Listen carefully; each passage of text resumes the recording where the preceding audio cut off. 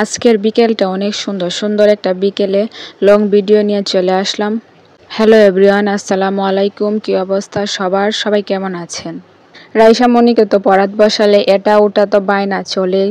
দুপুরবেলা খাওয়া দাওয়া করিয়ে গোসল টোসল করিয়ে তারপরে একটু পড়াত বসালাম। এখন মাশাল্লাহ দিলে অনেকটাই কলম ধরতে পারে, তারপরে কিছু কিছু লিখতেও পারে। একটু একটু করে চেষ্টা করতেছি কিছু শেখানোর জন্য। পড়ালেখার চেয়েও তার আর্টের প্রতি বেশি টান। আমি চেষ্টা করতেছি কোনো রকম শেখাতে, কিন্তু তা না করে সে ফুল আর্ট করে, পাখি আর্ট করে, এগুলা নিয়ে আছে এবং রং নিয়ে কাজ করে। যাই হোক, কিছু করার নেই। যে একটু পড়াত বসি, একটু বাহিরে গেছিলাম, এসে দেখি সে অক্ষর লেখা বাদ দিয়ে এখানে ফুল আর্ট করতেছে। কি আর করার, বাচ্চা মানুষ যেটা করতে চায় করতে দিয়ে, কারণ আস্তে আস্তে হাতটা কোনো রকম শক্ত হোক, আস্তে আস্তে কলম ধরাটাও শিখুক এবং পড়ার মাঝে আগ্রহটা যাতে বাড়ে, তাই যেটা করতে চাই সেটাই দিয়ে রাখি। এখন ছোট মানুষ, বেশি চাপ দেওয়ার দরকার নেই। আবার এমনিতেও কিছু কিছু অক্ষরও বলতে পারে। এখানে এসে দেখি যে আমাকে দেখাইতেছে কি কি আর্ট করেছে সে।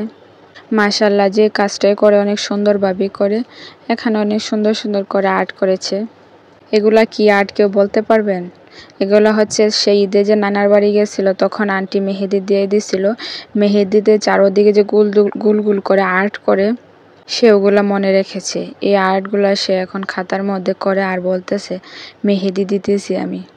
এখানে কয়েকটা শিখিয়েছিলাম, সেগুলা দেখুন। লেখার পরে তারপরে বলেছিলাম উপর দিয়ে আঁকতে, কিন্তু সেটা না করে সে রং করে করে সুন্দর করে 2 পার্ট করে করে রাখছে।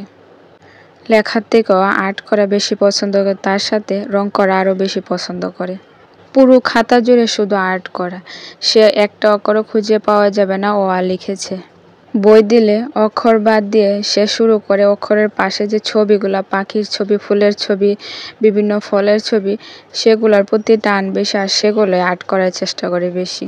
যাই হোক, কোনো রকম কষ্ট মষ্ট করিয়ে একটু পড়ালেখা করালাম।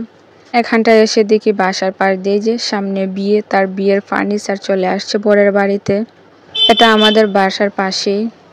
একটু পরে দেখি কত সুন্দর বিকাল হয়ে আসছে।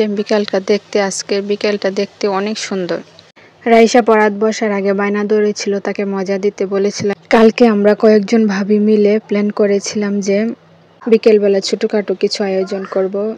রাইসাকে বিকেলবেলা পড়িয়ে চলে গেলাম সেখানে সবাই মিলে একটু বিকেলের নাস্তার আইটেম তৈরি করলাম। এখানে বানিয়েছিলাম সিঙ্গারা আর ছিল পোড়া মোরগ।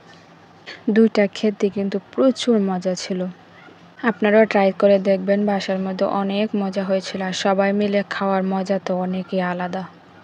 বাচ্চা টাচ্চা নিয়ে সবাই হই হুল্লোড় করে অনেক মজা করে খাওয়া দাওয়া করলাম বিকালবেলাটা। তার মধ্যে পোড়া মোরগটা খেতে এত মজা ছিল, দেখেই বুঝে যেতেছে অনেক মজা হয়েছিল খেতে। তার সাথে আমার ভিডিওতে যারা যারা এত ভালো ভালো কমেন্ট করেন, সবাইকে অনেক অনেক ধন্যবাদ।